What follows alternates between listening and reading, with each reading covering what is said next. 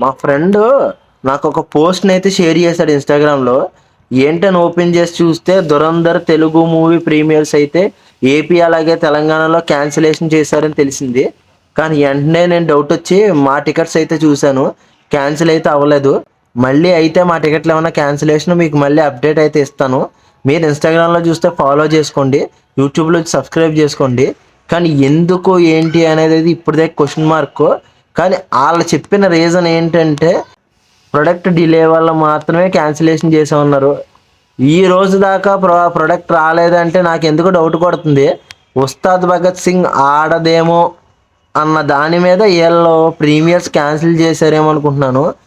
అది ఒక question mark. Plus నాకు ఇంకొక క్వశ్చన్ మార్క్ కూడా అనిపిస్తుంది. ఏంటంటే దురంధర్ మూవీకి 177 రూపీస్ అయితే పెట్టారు టికెట్ ప్రైస్.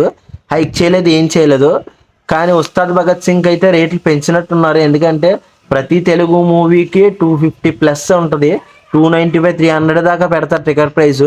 ఇప్పుడు కూడా ఉస్తాద్ భగత్ సింగ్ ఎంత పెట్టారో నాకు తెలీదు. ప్లస్ నేను ఇప్పుడు చూడాలి, 295 అప్రాక్స్ పెట్టుంటారని నేను అనుకుంటున్నాను. మీ టికెట్లు ఎవరైనా క్యాన్సిల్ అయ్యి ఉంటే దురంధర్ మూవీ కింద కామెంట్ సెక్షన్లో చెప్పండి. యూట్యూబ్ నుంచి అయినా ఇన్స్టాగ్రామ్ నుంచి అయినా.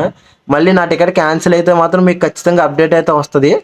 మీరు మన ఛానల్ చూస్తూ ఉండండి, ఇన్స్టాగ్రామ్ కానీ యూట్యూబ్ కానీ. ఉంటానండి, బాయ్.